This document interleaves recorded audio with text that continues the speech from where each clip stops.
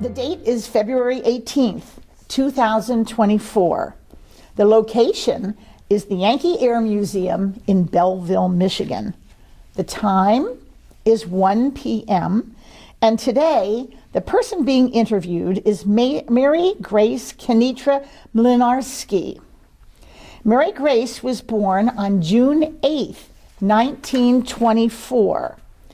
Mary Grace worked at the Ford Tank Plant in Highland Park, Michigan, and the Ford B-24 plant at Willow Run in Ypsilanti, Michigan during World War II. This interview will be conducted by Claire Kitchen-Dahl. This interview will be videotaped by Gary Delisle. Our observer present today is Mary Ann MLYNARSKI, the daughter of our Rosie. This interview is being conducted on behalf of the Oral History Project at the Yankee Air Museum in Belleville, Michigan. Mary Grace, thank you for allowing me to interview you today to share your memories of working at the Ford Highland Park Tank Plant and the Willow Run B-24 bomber plant during World War II. By preserving your story of working on the home front during those incredible years, our national narrative will be more complete, honest, colorful, and accurate than it is right now. Primary documentation is vital to any story of that world conflict, and the National Veterans History Project appreciates your willingness to help fill in the gaps. For the record, please state your name, your entire name, including your maiden name. Mary Grace Kenitra MLYNARSKI. Where and when were you born? I was born in Crescent Heights, Pennsylvania, June the 8th, 1924. So that means you are 99 years old. Exactly. You'll be 100 years this June in 4 more months. Right. Happy birthday. Thank you. And where is Crescent Heights, Pennsylvania? What part of The western Pennsylvania. Okay. Probably about 50 miles from Pittsburgh. Okay, so there we are. Were you married, were you born at home or in a hospital? At home. At home. At home. Was that unusual at that time, or? No, that's the rule. I mean, Everyone was born at home. That's the way it was done then. All right, and it wasn't an emergency, just a normal birth. No. Okay. Now, who was your father? What was his name and what was his occupation? Joseph Kenitra. Joseph. Okay, Joseph Kenitra. And he worked in the mine, and then he worked on a railroad, Pennsylvania Railroad. Okay, because we're talking about coal territory, coal mining at this point. And we will talk more about where you grew up in that little town. Okay, so Joseph Kenitra was your father. Who was your mother? What was her name? Catherine Parso. Catherine. P-A-R-S-O. Okay, Catherine Parso. And I know that you said she was a homemaker because there were how many children in this family? My mother had 13 children, and 11 of us reached adulthood. Okay, so she was and busy. I'm the last one. You're the baby. No, I was the middle one. Oh, I see what you mean. I'm the middle one, but I'm the only one left. All right. Well, can you give me the list of your siblings from the oldest one all the way down? Yes. Okay. My oldest sister was Catherine, and my brother was Andrew, Paul, Tom, Anna, Steve, me, Margaret, George, John, Rosalie, then there was a Rosemarie who passed, and Nancy Jean. Okay. Well, good job with that list. It's not easy going through those number of kids in those orders. I just love it at this particular point. Now, you said you were born in Crescent Heights, but you grew up in California, Pennsylvania. Right. See, like I said, my father worked in the coal mine, and he got miner's asthma, so he had to quit. So if you worked in the mine, you could rent one of the houses there. But if you were no longer working there, you had to move. So that was my next question, really. I was going to mention that because you grew up in California, Pennsylvania. It was a coal town dominated by the Vesta 4 coal mine. Now, Vesta 4 was once the largest bituminous coal mine in the world. Right. It was located on the Monongahela River and the Pennsylvania Railroad Monongahela Division. What was it like? What was life like, really, in a coal town or a company town during those days? Now, you said your housing was owned by the company? It was owned by the company, but I don't remember living in that house because we moved when I was about 5 years old. Okay. So we moved to California, which is maybe like 5 miles away. Right, California, Pennsylvania. Yeah, California. Okay. Pennsylvania. Do you remember whether or not it was even California, Pennsylvania, or Crescent Heights? Did you have a company store? I used to go. My oldest sister got married, and eventually she moved up to Crescent Heights. So I would go up there and spend time during the summer and stuff. And my one aunt lived up there, so I'd go visit her too. And A company town, company stores. There was a large company store that they all did there. I guess you would buy your groceries and they were automatically taken out of the paycheck. Yeah, that's a company store. Do you know if they were paid in scrip, which is really fake money? Idea. Okay, sometimes company towns had scrip, and therefore it was good to buy things in town in the company store. But if you left town, your money was not any good. So that was really a company town that you remember. Okay, that's fabulous. Now, this Vesta 4 was underground mining with the need for laying railroad tracks to remove the coal and transport men back and forth to the sites. Do you ever remember hearing about accidents at the mine? Well, my brother was killed in the mine. That was which brother? That was Andrew? Andrew, yes. Okay, and do you remember anything about that? I was here in Detroit at the time, but I knew him. I knew his wife and child and stuff. And him and my brother, Paul, which were about 2 years difference between, they worked together. And then about a week before that, they were separated, 2 different gangs.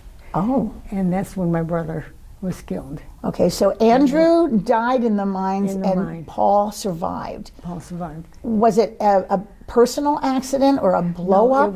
It was I guess the roof caved in. Oh, a cave in. Yeah, cave in, yeah. And it got him in the leg, and he couldn't move, and he tried to get him out of there, and another slide came and crushed him to death. Were there many that died during that No, cave-in? just him. Really? Yeah. I'm so sad to hear that. And he was only 30 years old. Oh, good grief. Yeah. That is horrifying, and again, our condolences for that. You mentioned that your father worked at in the mines, had got black lung, and then later on worked for the railroad. Was it part of the railroad and the mining together? No, different. Okay. The one was the Vesta 4 coal mine, the other was Pennsylvania Railroad. Okay. Well, the Vesta 4 mines, it opened in 1903. It closed in 1957. And you said that Andrew died in 1945. So this was during its good years. And then it reopened in 1960 and closed permanently in 1984. Do you know how the closure of the mine affected the town? Did the town just kind of disappear or anything? Have you ever been back? Well, I wasn't there at that time. I was in Detroit, and but I remember my brother naturally had to quit. Well, he was laid off, so he had to move to find employment. Okay, so it really is when you're living in a coal town and the coal mine closes, the whole town buttons up at this point. Right. Do you still have any family living back in California, Pennsylvania, or Crescent City? Everyone has gone. Everybody moved because there was nothing to do down there. Right. Although there was a college, they had a state teachers college down there, and that's what kept California All right, alive. Interesting. Now tell us about your house that you grew up in. It wasn't the company house. You're saying the one that you really grew up in. Tell us about that.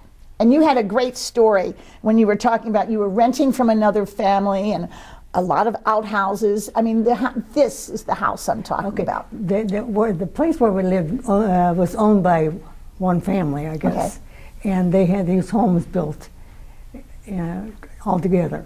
So you rented half of the house. So you had the basement, they had 2 rooms on top of that, and then a bedroom up on top. So, and another family lived there, you lived there. We had no running water, no electricity. We had a pump.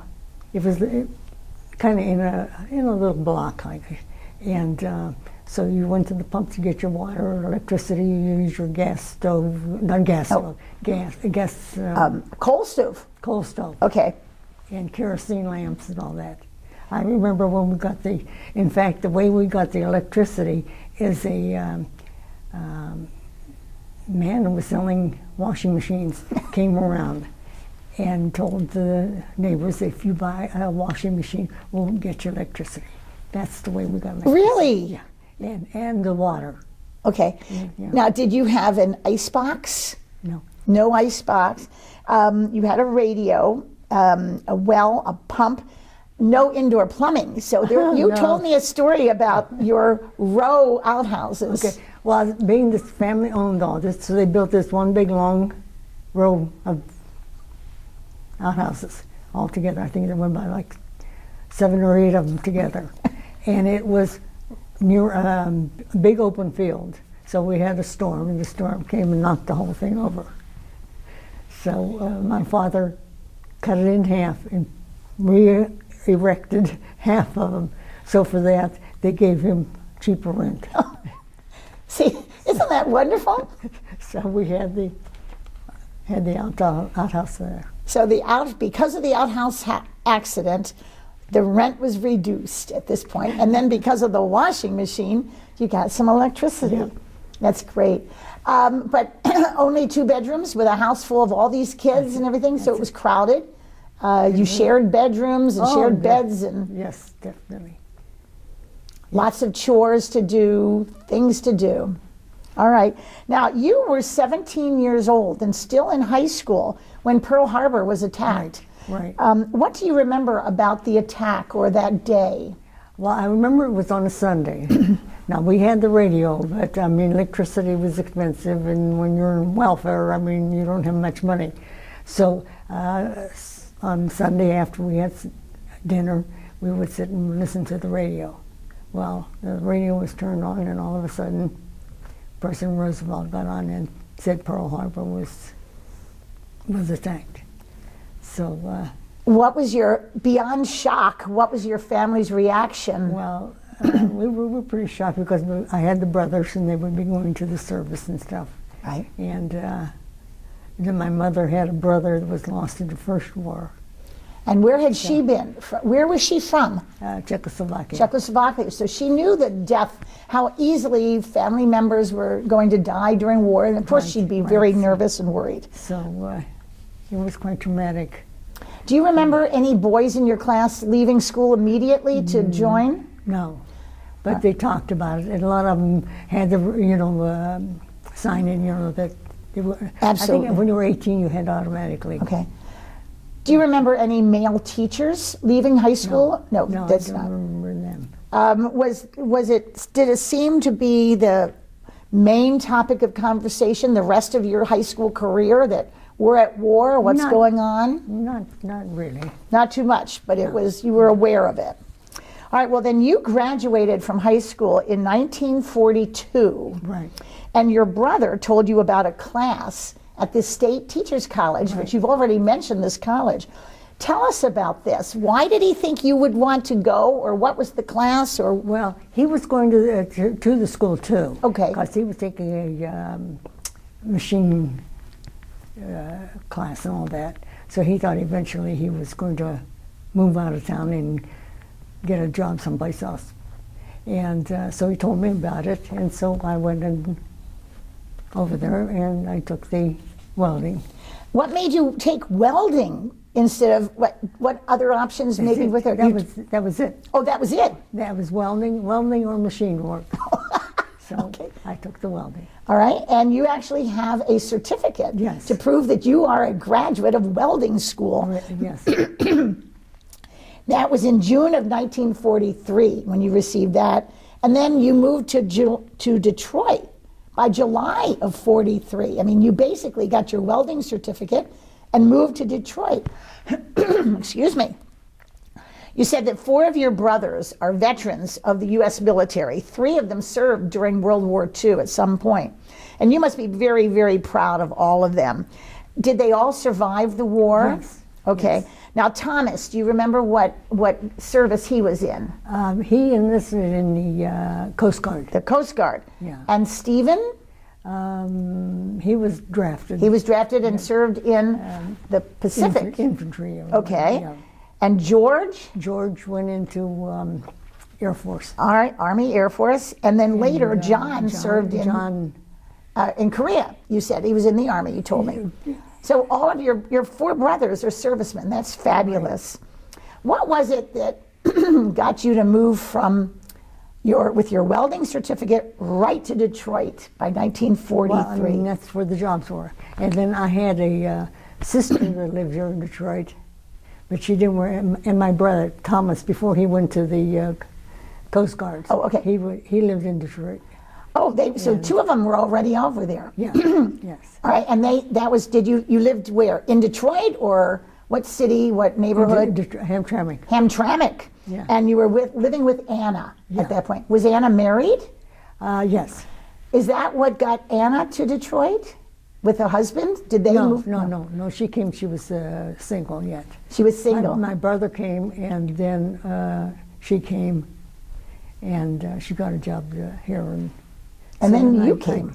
Then I came. All right. And what was Anna doing? Where was she working? Packard's. She was at the Packard plant. And I think for a while she might have worked at U.S. Rubber. Okay. So that means that Anna is a Rosie the Riveter too. Yeah, we'll have to make sure we get her name on the honor roll at this particular point.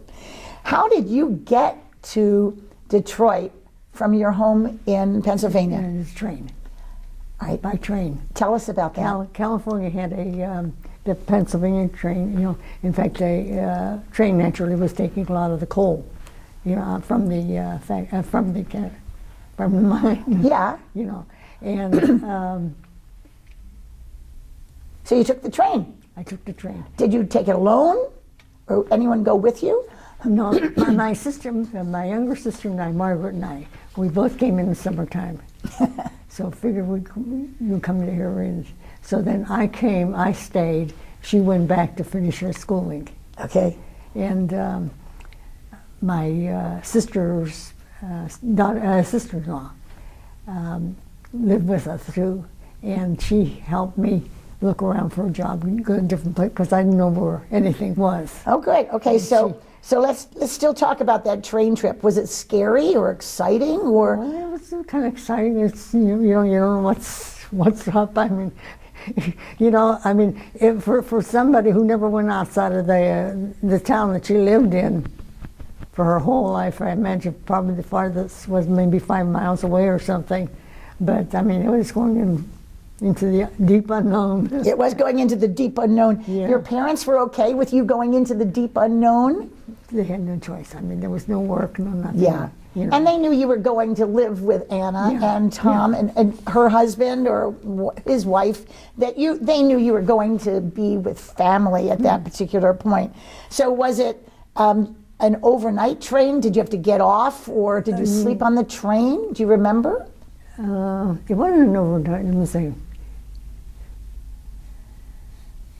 It seemed like we'd leave maybe like 10 o'clock at night. Okay. And then get to Detroit in the morning by like 7 o'clock or something. So you already have excitement in your life by going by train from Pennsylvania to Detroit, and now you're into this great big city. And you said that you were able to get your job through networking with your sister-in-law. She kind of helped you figure out what to do. Well, where to go, what bus to take and all that. Okay, good. So You ended up looking for this job. Well, you got it at the Highland Park plant. Did you have to interview for them or take a test? Just went there and, you know, applied for the job, and I had the certificate. So they told me to come in the next day to work. And they did have, I guess, kind of a class, you know, to see if you knew how to weld. Okay. And then you had to build up your skill a little bit before you were put on the line to work. All right. Well, being that I had the experience in the school, I came there. Now, usually it took at least a week to pass this test. And the second day, he says, "Hey, you can go." Go on the line. So well, and then if you were in a class, you got paid. Say if you got paid $1 an hour or something. Well, if you got on the line, well, you got another raise. So there it is. You're not only on the line quickly, you're on the line and making some big money. Yeah. Isn't that exciting? Yeah. Tell us about welding. What do you mean? Was it hard? Was it difficult? No, actually, because welding is just, well, you hold this little hand gadget, you put the welding rods, which are like about the size of a pencil or something. Okay. And you got to touch the metal. You hold it from the metal just a fraction, and then it gives off a spark, and it melts the metal. Okay. Into whatever you're welding. Okay. So it's just like caulking in effect. Yeah, but it's heat, so it welds the stuff together, glues it together. So then after it cools off a little bit, it leaves a little crust on the top of it. So then that gets hard, and you got to get a hammer and knock that off and clean all that crust off. So then if you put another bead of this welding on, okay, so there's no crust inside. Oh, all right. Because then it would be brittle. It would be separating. It wouldn't be. And water would get in. It would rust in there and everything else. Right. So it wouldn't pass. So I was able to weld it good, and so I got the job. And you said something about one thing they never wanted was to have air holes. That's it. I mean, because this. Just like when you're frosting a cake and you got the frosting, you get a hole in the. Oh yeah. You know, you want it smooth and have no. Well, that's the same with this. You welded this smooth bead of weld. Good. So, are you a good cake decorator too? Now that you're a good welder, maybe you know how to smooth those air bubbles out of the icing too. Okay, now you told me when we spoke earlier that Lena York took you under her wings. What did you mean by that? And who was she? She was the worker. Okay. With us. But I didn't meet her until after the welding, because then they stopped making the tanks, and they turned over to making airplanes. Oh, so that was after you've already done, so I'm ahead of you a little bit. All right, we'll ask about Lena York in a minute. Tell us more about working on the tanks at Highland Park. What part were you really welding, or what part were you there? What were they doing? We were, what I was doing, it's just like a fender on a car, but this was just a big sheet of very heavy metal, and it's put around the bottom part of the tank. Okay. And it protects the wheels and everything. Oh, protects the treads, those tread wheel things. Yeah, it protects that. And they were on the side. They're probably about maybe 12 inches long, and then you had kind of a little strap that was from that to the tank body. Okay. That you had to weld these together. Oh, all right. And so they'd stick. You know. Was it a moving assembly line that you were on, or you had a station that you did your welding? Yes, and then when we finished that, well, then it was moved. Another one came over and you welded on that. Okay, so you were in a stationary spot. You just worked there and did all that. Did it take a long time to make each one of these flaps? I can't remember. Okay, all right. Well, that's great. And you had other people working right near you doing the same thing, or were they each doing something different? They were doing the same thing as I was. Okay. Or maybe I would weld say once I'd weld on one side and a couple feet down, she'd weld on the other. But we're all working. You're all working on the same kind of tank. All right, the same task and the same tank. Incredible. Was it a hard job? No. Okay, and do you remember, was the factory incredibly loud or not? Was it just a normal factory noises? Or? To me, I didn't know the difference. And I mean, just Did it seem dirty to you? not really. No. Okay. How about smelly? Was it a... Well, it was smelly because you burned that. Oh, because you were had that burning con- stuff, welding. That welding rod was burning, and just like electricity, when you see Sure. spark of electricity when you hit two wires. Yeah. But this you had to have the wire, had the spark continuing to go on, and that was the welding. What about checking in? Did you have a time clock or a punch-it clock? Well, we had time clock, and we punched in. Oh, you punched in, and then you punched out later on. Right. Did you have an ID badge? Yeah, Or, we had to show our badge to come in. Yeah. and then that would have had a number on it? Did it have your picture? I don't know. That's Okay. I don't remember if we had pictures. Well, it would have had some identification of some sort, but there. Yeah. Yeah. What shift did you work? Afternoons. So what did that mean? From like what time to what time, maybe? From maybe like 2 to 12 or something. Okay. I can remember. And then you had to go home and try to sleep. Was that difficult? Or No, because you were tired. You weren't used to that type of work, you know. Right. How did you get from home to work, back and forth? Streetcar and bus. Okay. I had to take the streetcar part way because they usually had the streetcars in main streets, and this was kind of a little bit off on the side. So then you take the bus And you're going from Hamtramck to Highland to Park. Highland Park. Yeah. How long did that trip take about? Well, maybe 10, 15 Okay, minutes or not something. terribly long, not No, an hour or 2 hours or anything no. like that. Okay. Did they give you a dinner break? Were you able to? Oh, we had lunch. Yeah, lunch break. Yeah. A lunch break while you were there, and did you buy food at the plant, or did you bring it? Sometimes you brought your lunch, depends on had something to bring. And other times they did have wagons that came at lunchtime and sold sandwiches and soups and Good. coffee and whatever. Good. When I've interviewed other women, so many of them said, well, we brought fried bologna from home. That was one of the favorites, was fried bologna. Okay. How about safety? Did they give you glasses for your welding? Oh, yeah, you had to have glasses. You had the glasses, and then you had the big hood that when you would weld, you flip it down over, and then it had a real dark a little glass. window that you could see. Yeah, right across the eyes. Was it hot under that thing? Oh, yeah. Claustrophobic? Well, I guess you're busy doing it, so you don't think about this. All right. And then you didn't have to wear a kerchief on your hair. Well, the sparks, yeah, you had to work. So cover you had a it. kerchief and you had this hood. Long sleeves, long pants. All right, yeah, that's what I was going to ask. You wore then, you said coveralls, two-piece coveralls? No, Or just- you wore pants, and in fact, I think the company sold them. Oh, good.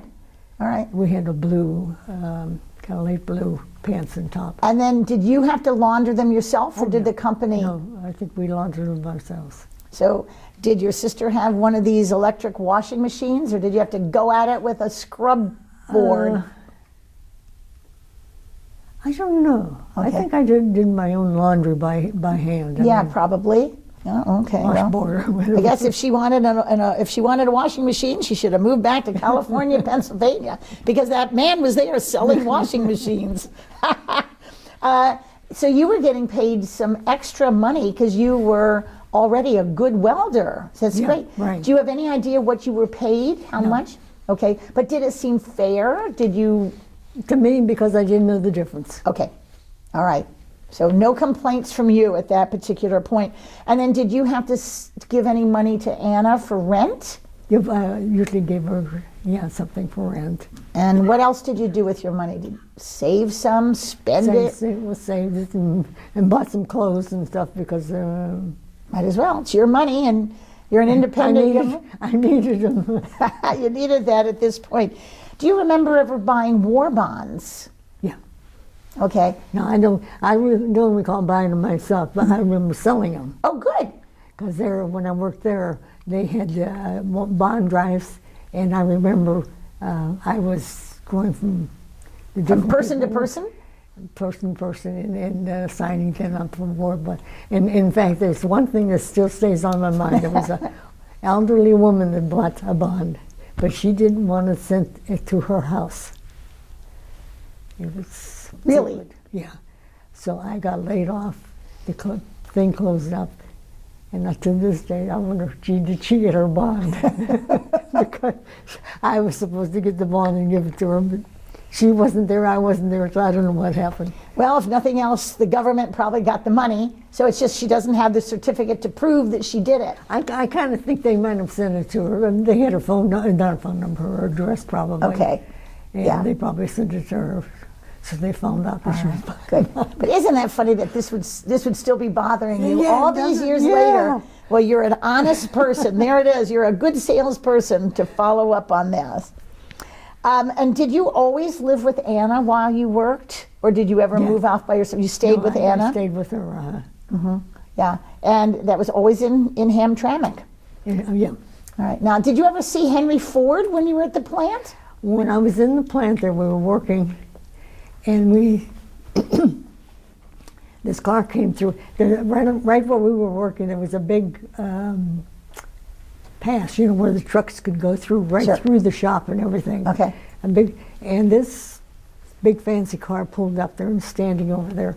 Well, we were looking, who's that?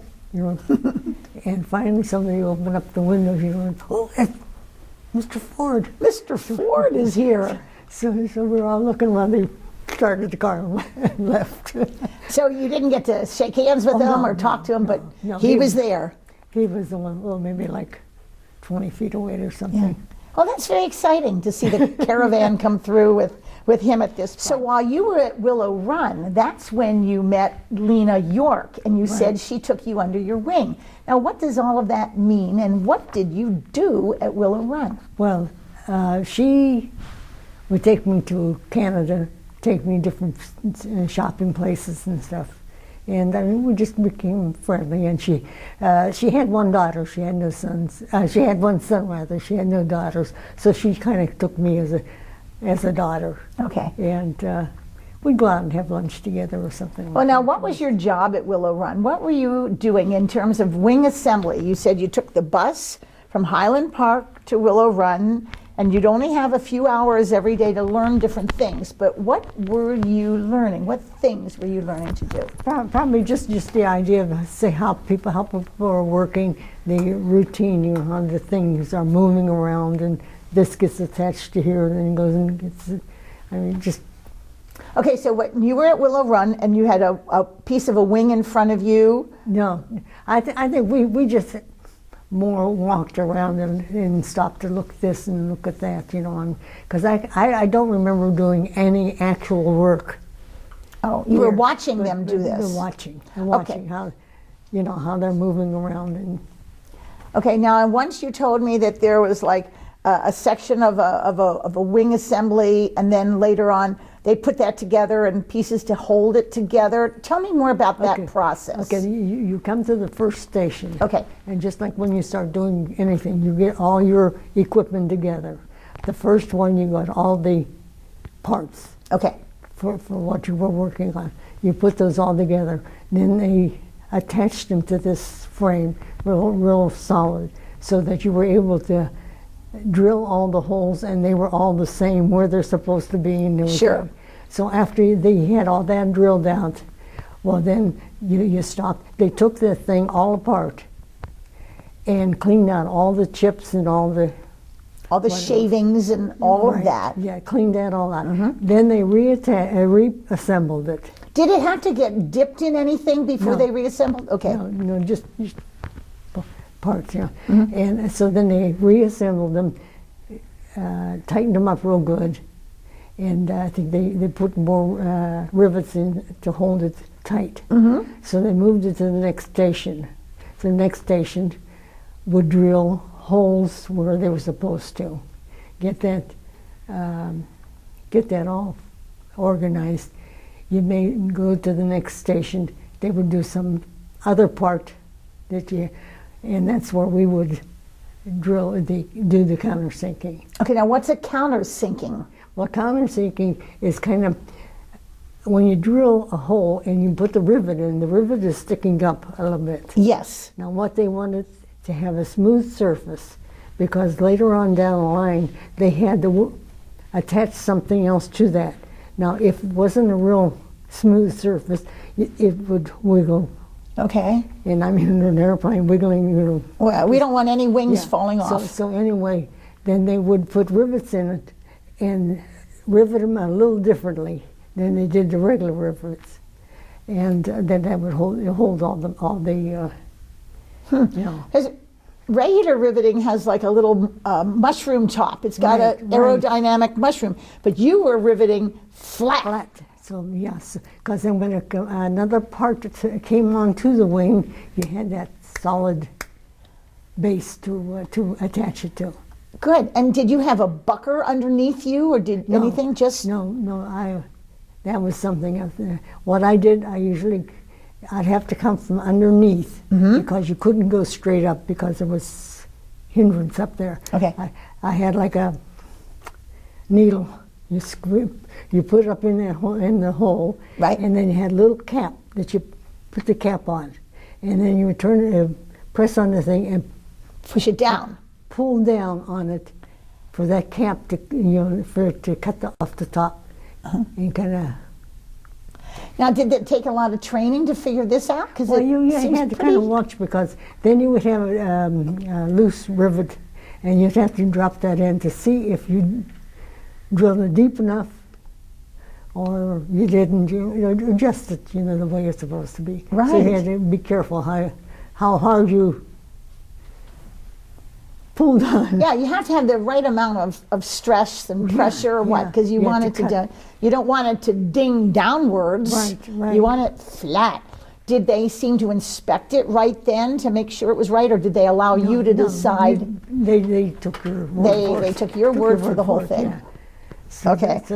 Then I went to the next station. The next station added another part. Yeah.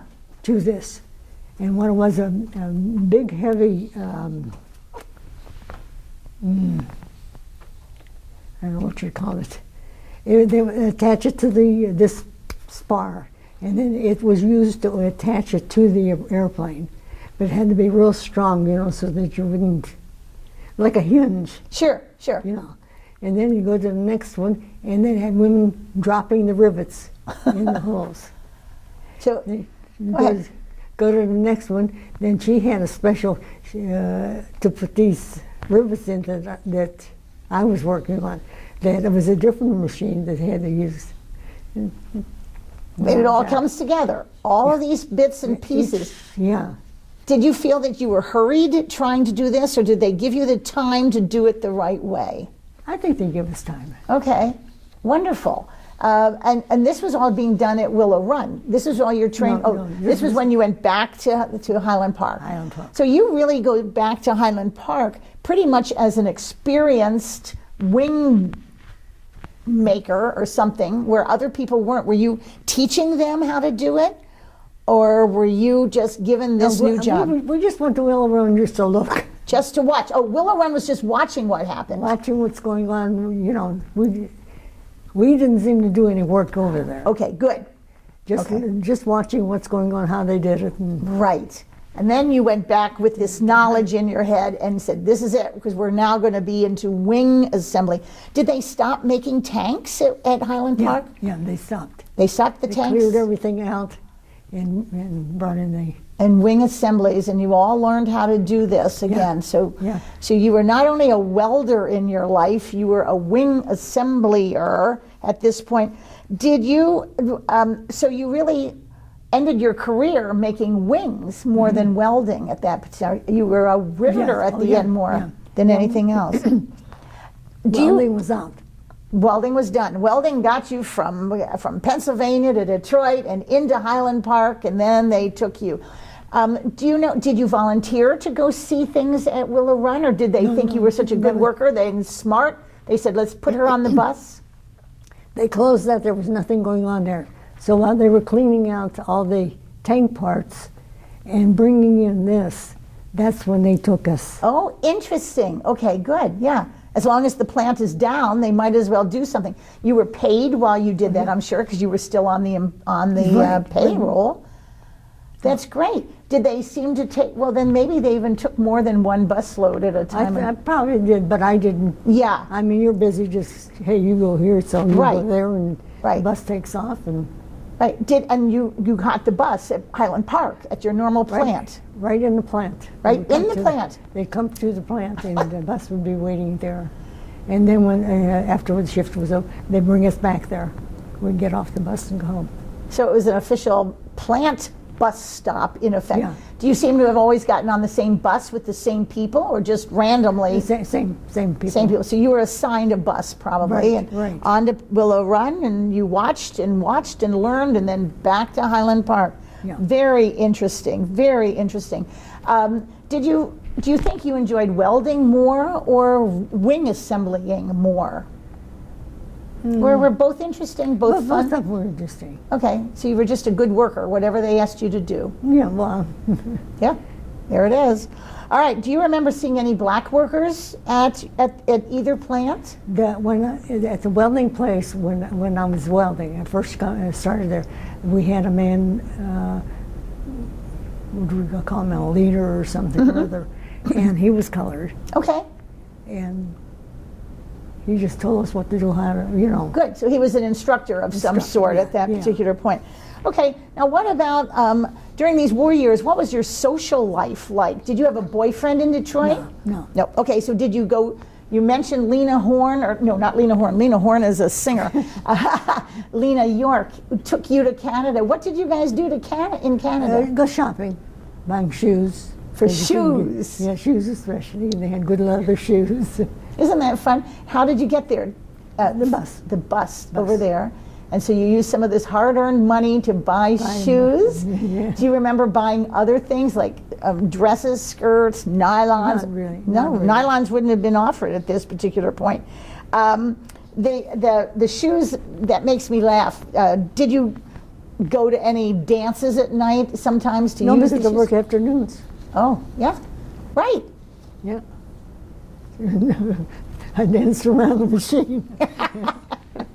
That's wonderful. Now, how come you left your job at Highland Park? What ended? Got laid off. You got laid off. They stopped. The war was over. Okay. Got laid off, and that was it. And so then you went from here back to California, Pennsylvania. Yeah, because I thought I was going to be able to go and get unemployment and not have a vacation. But then they wouldn't give me unemployment. Ford wouldn't give you unemployment, or the state? Nobody would. Yeah. Well, I mean, if I stayed in Detroit, I probably could have. But you went. But being I went to a different district, they wouldn't give it to me. Okay. So then why did you go back? Did you then stay there long, or did you go back to Detroit? I stayed there for a while. I looked around for a job. I finally found one in the Corning Glass Company. Corning Glass Company, Corning okay. Glass. But when I think about it now, oh man, that was, it took me, to get from home, I had to take the train. So I had to walk more than a half a mile, I think, in the morning, get on the train, take the train to the next, to Charleroi, where the company was. So that took maybe a half hour. Get off the train there, walk to the shop, another half a mile or something. So I spent my whole life going back and forth to work. I had no life, no nothing. Nothing at all. Nothing. So finally I came back to Detroit. Okay, and did you live with Anna again when you came back to Detroit? And did you get a new job there, or what did you do? I got a job at Burroughs. At Burroughs, office machinery or cash registers or something? In the factory. In the factory? In the factory. What did you do there? A lot of different little things, playing with little nuts and bolts and everything else that they need. Do you think that your experience as a Rosie helped you get that job or keep it or know what you were doing? No, I don't think it had any difference. Nothing at all. You just had you just had this on your resume that you had worked in the factory during the war, and now you're going to work for Burroughs. Yeah. I think they were really looking for help. Okay, good. And I just came and I was lucky. In fact, when I came, then the buses were on strike. Oh. So I couldn't go anywhere or do anything for about a month until they settled the strikes. So what did you do for that month? Nothing. Nothing, just sat around Anna's house? Did she have any kids by then or family? no. Nothing at all. So you just sat around. Sat around, walked around In those shoes. the shopping district just to do something. Yeah, yeah. But I was going around for a job or something. Nobody else was hired. Well, I couldn't go far. Right. Because there was no transportation. Sure. Well, you probably helped with housework or something like that around. Otherwise, Anna would have said, "Hey, what are you doing here? You're just sitting around my living room?" Mary Grace, you also gave us a picture of 2 B-24 lapel pins. Can you tell us about those, how you got them, or if you wore them to work, or what? We got them, they were selling them at the plant, and we all wore them to show off that we were working in building the plant. And I mean, it was...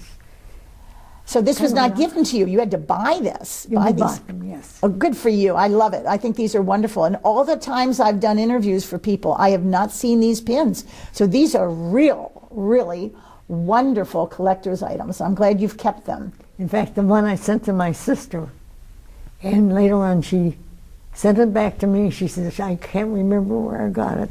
It must be yours because you're the only one who worked for Dwayne." Well, see, So she said, send it back to me. see, now that shows how honest again you are. You worried about this woman that had the war bond, and then your sister wonders, "I didn't deserve that B-24 pin. I never worked on the 24." Good. Your parents raised some very honorable children. Good for them. You also mentioned at one point that you were sending letters to your brothers who were in the service, and certainly to Steve in the Pacific. And you have, we will insert into our interview this little telegram or a letter from him telling you how to specifically write to him, because of course they had their addresses and their locations classified. And so therefore you were writing to him, telling him about Detroit. And do you remember having him tell you about the war? And I always get the little V-mails, I think they call them. Yes, V-mails. Yeah. It'd be an exact copy of what he had written to me, but it was all V-mailed. That's great. So did you write to other people during the war, or just your brothers? I think just the brother that I... Just your brothers. And that I'm sure they loved getting the mail, because everybody loves mail call. Yeah. You loved getting mail from him or from them. As a matter of fact, I sent him a package, and I remember he wanted olives. Olives? Olives. So I sent him the olives, and he wanted T-shirts. So I sent the package over. I don't know how many years later, a package arrived at the home where I was staying. There was some relative still living in that. Yeah. So she gave it to my sister, and she told me about it because they threw it out. It was, I guess, it broke and everything got, the juice got on everything. And oh, good grief. From the olives. Of the olives. See, there's somebody else who's... So, I mean, about 5 years later or something, what? No. So your poor brother never got his olives? Nope. Nope. He just ended up with, somebody else ended up with olive juice all over everything, but not him. But, I mean, she got the package. He didn't get it, but she got it back. And she let you know about it. That's fabulous. Yeah. All right. Yeah. So, okay, then, after the war, you got married. Who did you marry? What was his name? Leon MLYNARSKI. Leon MLYNARSKI, and you have one daughter named Marianne. Right. What did he think of your past career as a welder in the big he thought it was great.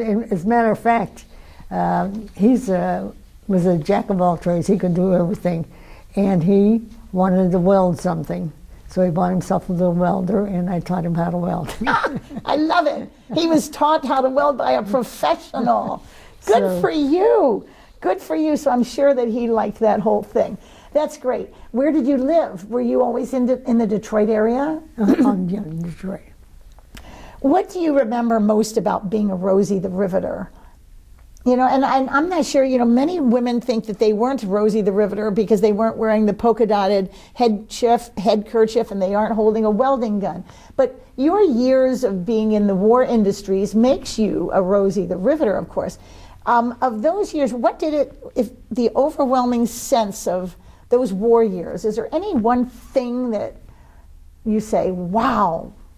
Well, I think being from the roots that I came from nothing, to be able to accomplish so much and learn how to take care of yourself and support yourself and stuff like that, you know. Right.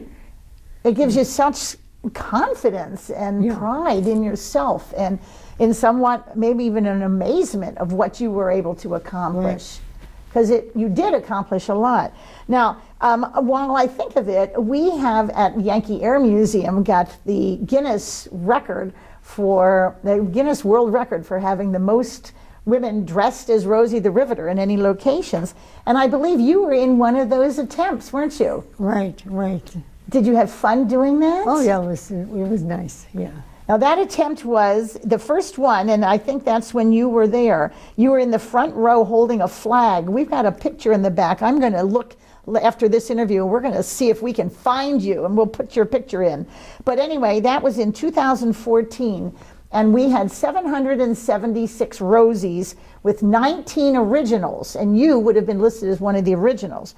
We then did it again in 2015, and we had 2,096 Rosies with 43 originals.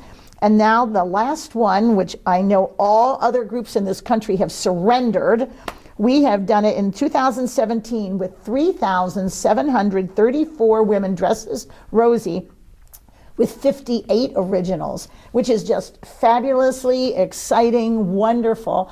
So on top of being a Rosie, both at Highland Park and at Willow Run, you're part of the world record. Isn't that fun? You really should be amazed at what you've accomplished. Unbelievable. Yeah. Do you have anything else you want to add to this interview before we close? Not really. Quite an experience. Unbelievable. Yeah, it really, really is. Okay, then Mary Grace, thank you for sharing your interesting story with us. Thank you for giving your strength and patriotic energy to America in the 1940s and for doing your part to win that war. You have made a difference in this world, and you are, as the United States government has acknowledged, a distinguished veteran of the home front. You are truly a heroine, and you should be justifiably proud of your personal legacy. As a group, the Rosies have been awarded the Congressional Gold Medal, the highest civilian award granted. That award will be officially presented to the Rosies on April 10th, this April 2024, in a televised ceremony at the U.S. Congress with Speaker of the House Mike Johnson of Louisiana at the podium. The tribute Rosies from the Yankee Air Museum on the grounds of the historic Willow Run B-24 bomber plant are honored to preserve your inspiring story and share it with libraries, museums, and researchers around our country. The famous war poster highlighted a strong and determined woman saying, "We can do it." And Rosie Mary Grace MLYNARSKI, you did it. Thank you. You're welcome.